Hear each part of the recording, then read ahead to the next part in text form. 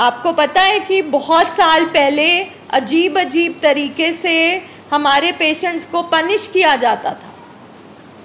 जो लेडीज़ को, जैसे आपके बोल रहे हैं ना कि इसको कोई भूत चमड़ गया है, किसी ने कुछ कर दिया है, तो उस टाइम विचेस कहकर, उनको चुड़ैल कह के उनको ज़िंदा जला देते थे।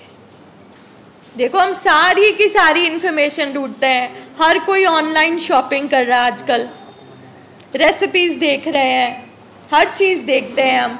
तो आप स्टडी करोगे तो हिंदी, इंग्लिश, पंजाबी, हर लैंग्वेज में आपको इन्फॉर्मेशन मिलेगी कि कैसे दिमागी, मैं उससे भी पीछे जाऊंगी। सोक्रेट्स मतलब फिलोसोफर थे, उन्होंने भी इन बीमारियों की बात करी है कि ये कुछ अलग ही चीज़ें, केमिकल होते हैं इनके अंदर, ह्यूमर्स कह के वो कहते थे।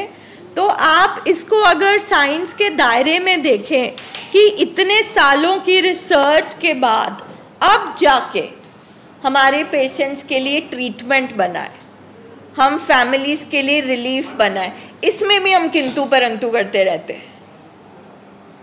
तो हर चीज़ अवेलेबल है, एवरी इंफॉर्मेशन इज़ अवेलेबल।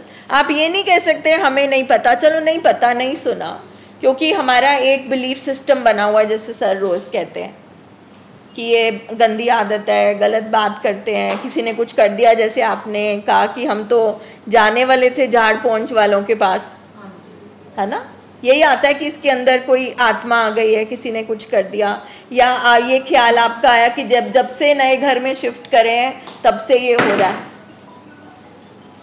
है ना। इसी तरह से एडिक्शन जिनके घर में है, उनके घर में हो गया कि किसी ने कुछ कह दिया, स्ट्रेस हो गया, इसलिए कर दिया, बिजनेस फेल हो गया।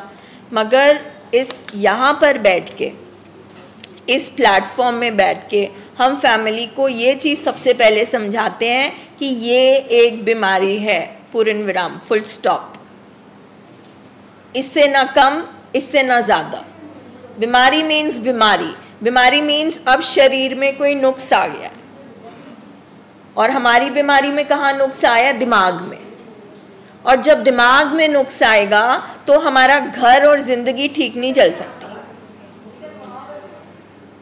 मतलब बड़ी सिंपल करके ये बात कि अगर दिमाग में नुक्स आ जाएगा तो हमारी ज़िंदगी ठीक नहीं चल सकती।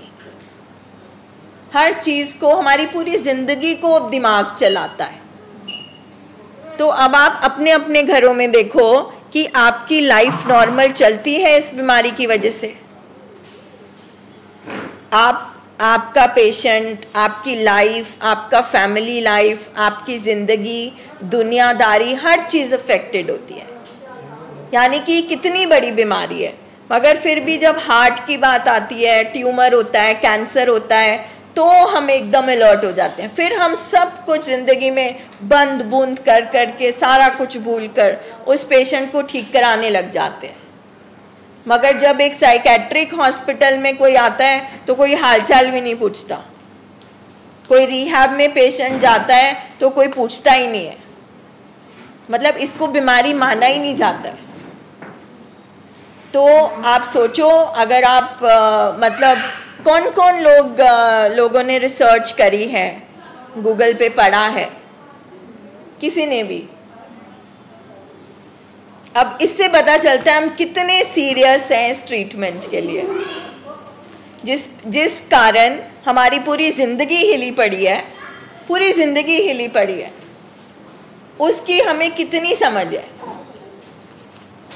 तो दिन रात, सुबह शाम ये साइको एजुकेशन सेशंस करके, ये मीटिंग्स करके हमारे पेशेंट शेयरिंग करते हैं, फैमिली शेयरिंग करती हैं, तब जाके 50-60 मीटिंग के बाद जाके कोई बात हमारी फैमिली सुनना शुरू करते हैं। और जैसे ये लिखा आज, रिकवरी या treatment can not happen without family support. Family के बिना हो ही नहीं सकता। क्यों नहीं हो सकता जी? फैमिली के बिना क्यों नहीं हो सकता? फैमिली की सपोर्ट के बिना, क्योंकि पेशेंट का दिमाग खराब है।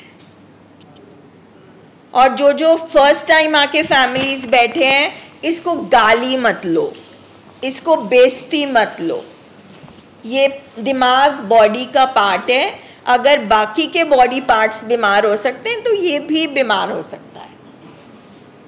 Very simple. जिसको ब्रेन डिसऑर्डर है, क्योंकि कौन कमांडर है हमारी लाइफ और बॉडी का, कौन मैसेजेस देता है, कौन समझाता है? ब्रेन। तो अगर ब्रेन खराब हो गया तो वो मैसेज सेंटर बंद हो गया, अब वहां से कोई सिग्नल नहीं आएगा। तो फिर जाहिर है फैमिली को अपना दिमाग इस्तेमाल करना है, मगर वहां भी प्रॉब्लम है। फैमिली का दिमाग भी, हाँ जी बताओ, फैमिली का दिमाग, मैं बोलूंगी तो बुरा लगेगा, फैमिली का दिमाग भी खराब और बीमार हो चुका है, थक चुका है, हाईजैक हो चुका है।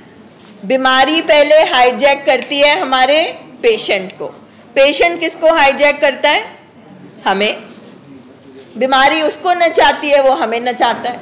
और ये टॉम एंड जेरी का जो डांस है हम पूरा टाइम करते रहते हैं घर में, वो नशे के पीछे पीछे, हम उसके पीछे पीछे।